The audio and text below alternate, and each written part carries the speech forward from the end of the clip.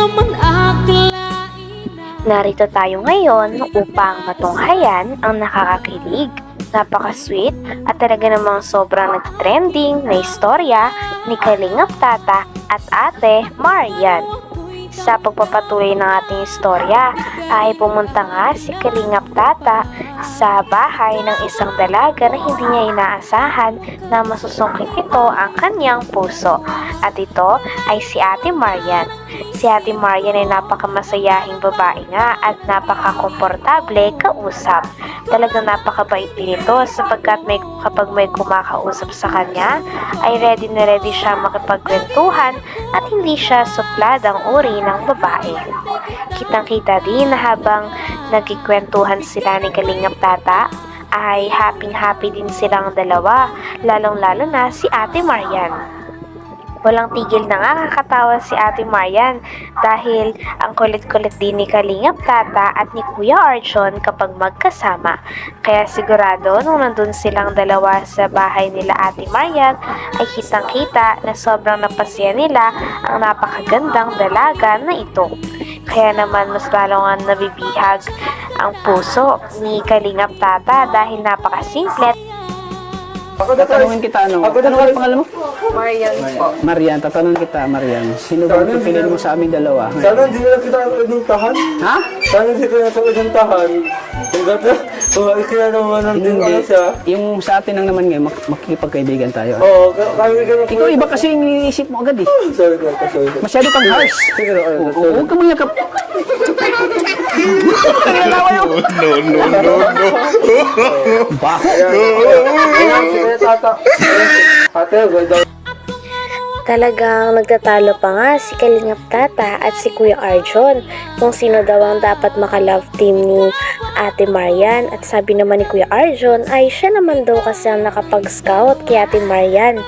Sabi naman ni Kalingap Tata ay okay lang yon sapagkat ang balak niya naman ay makipagkaibigan lamang talaga. Dahil tuwang-tuwa nga si Kalingap Tata dahil may bago na naman siyang nakita na babae na talaga namang napakabait at napakaganda din at the same time. Kaya syempre kakaibiganin niya ito sapagkat gandang-ganda talaga siya kay Ate Marian at napakabait pa nga nito. Habang nandun nga sila ay mas larong nakikilala ni Kalingap Tata ang dalaga na ito at humahanga siya dahil napakatalino din pala ni Ate Marian. Tuwang-tuwa naman si Kuya Arjon sapagkat nai-inlove na naman muli si Kalingap Tata sa mas bata sa kanya kaya pinagtatawanan niya ang dalawa. Ganda rin. Dennis Kalingap Tata. Ayan. Sana magkakaibigan po kayo. Ito yung usang tatay. Hindi naman, grabe. Grabe man lang ako nilalaglag ay. Kuya. Bakit kuya? Hindi kasi, gusto tanda sa Bata pa naman ako tingnan eh. Kaya nga, kuya, diba? Kuya tata. Bakit kuya? Tata lang, ano, magkuya ka sa akin, tata. Kuya tata, kuya Ha? tata. I prefer kuya po. Kaya, Talaga. Nice to meet you, ano, Marian. Nice to meet you din po. Grabe, ang labot talaga ng kamay mo.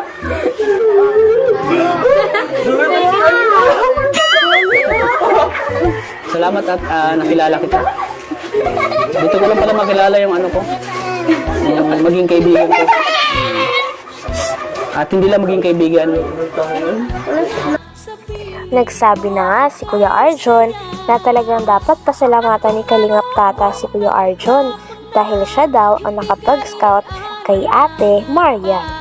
At dahil nga dito ay mas lalo na nagiging masaya si Kalingap Tata. Sabi pa ni Kalingap Tata ay balak niya daw sana na palagi nang pumunta sa bahay nila Ate Marian dahil gusto niya mas makilala ang dalaga. Na-curious naman si Ate Marian kung paanong pagkakakilala ba ang gusto ni Kalingap Tata. Sabi naman ni Kalingap Tata ay gusto niya lang daw talaga na maging magkaibigan sila at bahala na ang tadhana na ang magsabi kung saan talaga sila patungo. Kaya naman kilig na kilig din si Ate Marian. Soon ay magiging close mo pa. Magkikita pa tayo ulit. Okay na ba na magkita tayo ulit? Okay lang naman. Dito lang sa bahay niyo pa rin. In a way na ano po pagkikita. Ha? In a way na ano po pagkikita. Yung mag-uusap lang tayo, mustahan. Lumang diskarte na yan, Kuya Tats. Luma na yan. Luma nga pero ano, may dating. Kuya Tats yan. Salamat pala at nakilala kita dito. Maraming salamat. Sa akin ko, pasalamat kasi akong naka-scout. Sige, pasalamatan lang kita. Salamat sa'yo, Arjun. Oh, ano ba yan? Natanong si ate ha? Oo naman. Ikaw kasi, pag nag-ano ka sa babae, binibigla mo agad. Magkaibigan lang kayo ni ate muna, ha? Magkaibigan. Oo, ang kaibigan. Magkaibigan. Oo. Antayin mo muna siyang ilabot sa edad mo. Ito. Grabe naman. Tinanong naman nila kung ready na daw ba si Ate Marian na pumasok sa isang relasyon.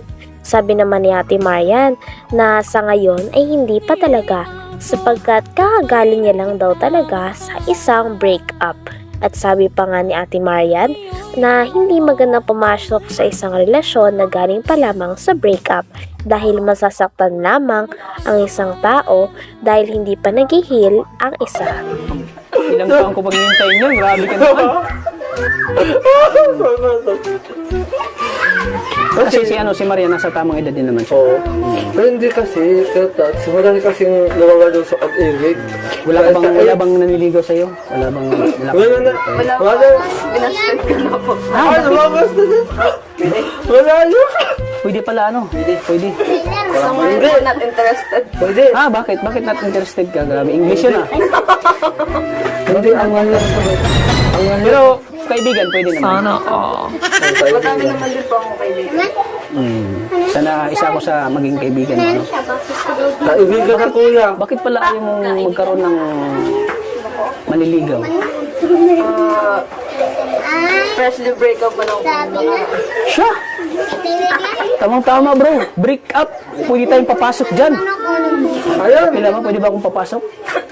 Papasok. Bawal.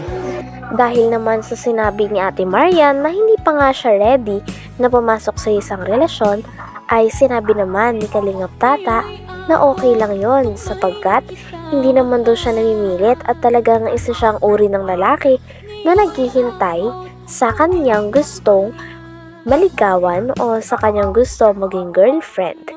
Kaya naman dahil dito ay mas naparatan nga si Ate Marian dahil hindi siya minamadali ni Kalingap Tata. Yan, hilig kang pumasok sa Bakit relasyon. bawal? Ano po, hindi po magandang way na nakaka-break up tapos yung pasok.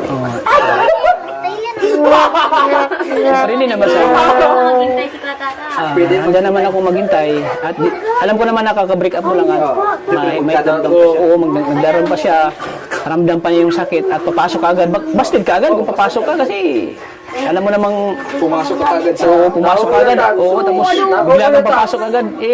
Siyempre kung ako babae, ayaw ko talaga. Lako, kuya, Tats. Pero handa naman akong maghintay handa akong maghintay sa decision mo. So ngayon po ay kakilala lang natin. Hindi pa natin kilala yung isa't isa, Sabi nga ni Kalingap Tata na mas okay daw na kilalanin daw muna nila ang isa't isa dahil no pressure naman daw. Dahil alam niya nga na hindi pa talaga ready si Ate Marian. Kaya naman handang-handa talaga maghintay si Kalingap Tata at pinapakita niya kay Ate Marian na handa siyang maghintay kahit gaano pa katagal para sa dalaga na si Ate Marian. Isa kilalanin muna natin yung isa't isa. Kuya Tats. Ang diskarte mo. Ayos-ayusin mo, Kuya Tats.